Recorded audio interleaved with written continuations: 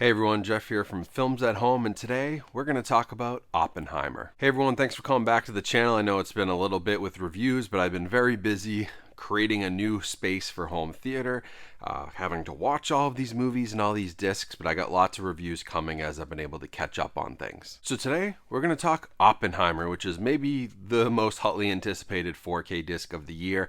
Everybody's been asking me for my review on this, and they had actually put a little bit of an embargo on reviewers, which was interesting. So I had all three versions of this film sitting here. I've got the Icon edition, I've got the Steelbook edition, and I've got the standard 4K, and they were all ready to go, but they did ask us to wait until November 21st to post anything. Now, I've previously covered the movie in depth because I did see this in theaters in a large format Cinemark 4DX, I believe it's called, experience. So I covered the movie in full. If you want to view that video and get my thoughts on the film itself, that's available on the channel right now. So in this video, we're going to talk about the 4K release. I'll cover the visuals, and there's some really interesting things here to talk about. We'll also talk audio. We'll talk packaging, since I have all three available packages.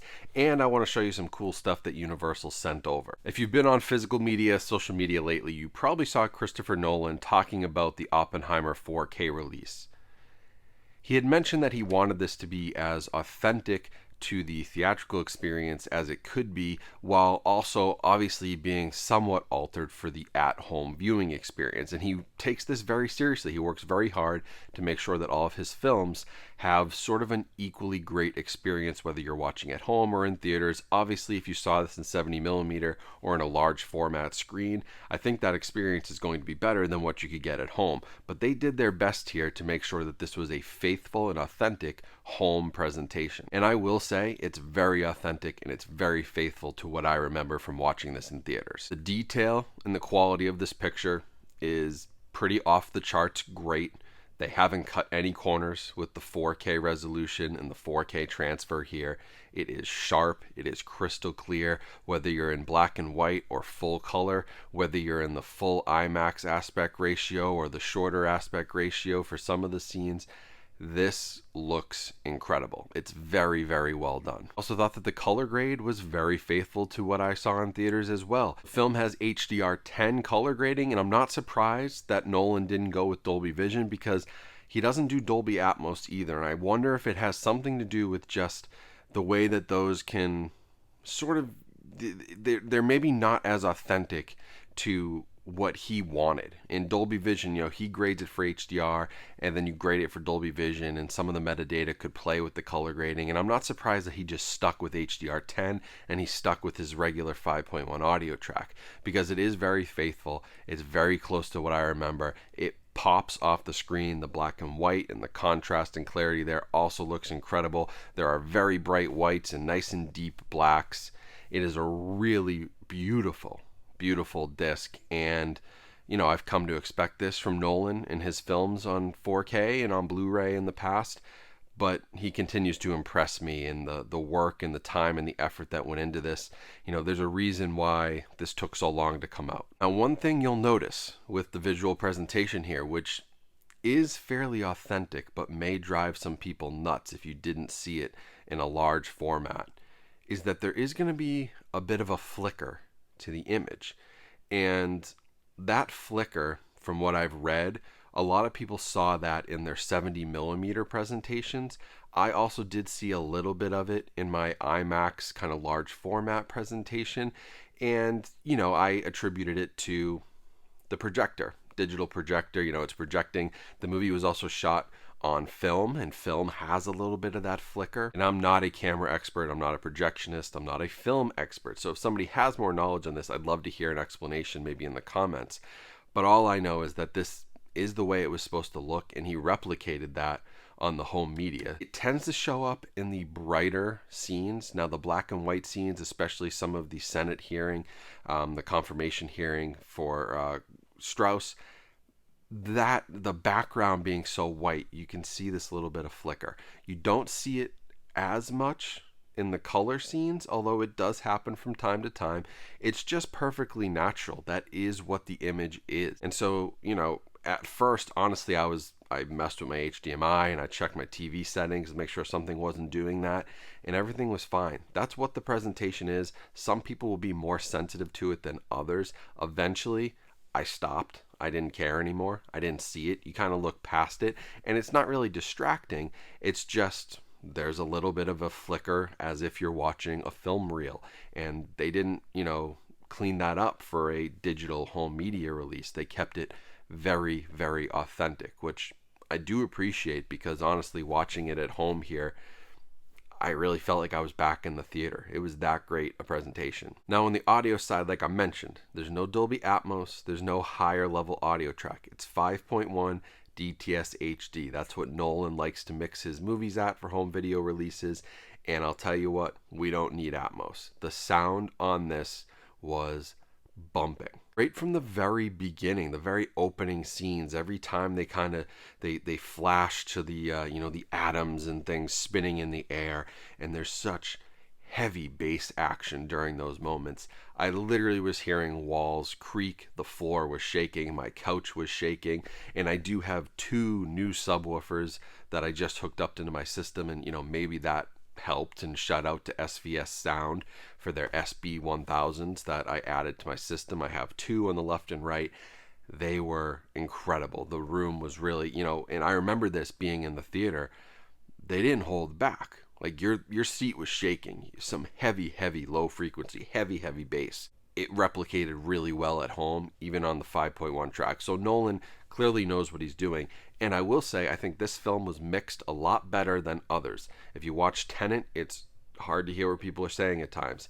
If you watch The Dark Knight Rises, we all know you can't really understand Tom Hardy. And sometimes Nolan, even with like a movie like Dunkirk, the surround sound and the bass and the score and everything going on in the film can sometimes drown out the dialogue.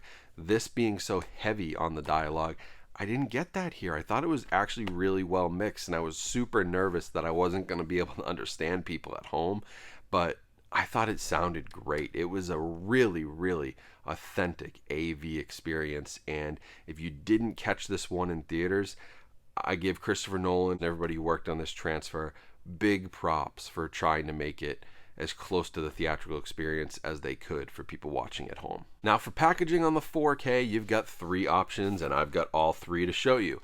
First, we've got our standard release here. You get the slipcover, the 4K, Blu-ray, and digital code.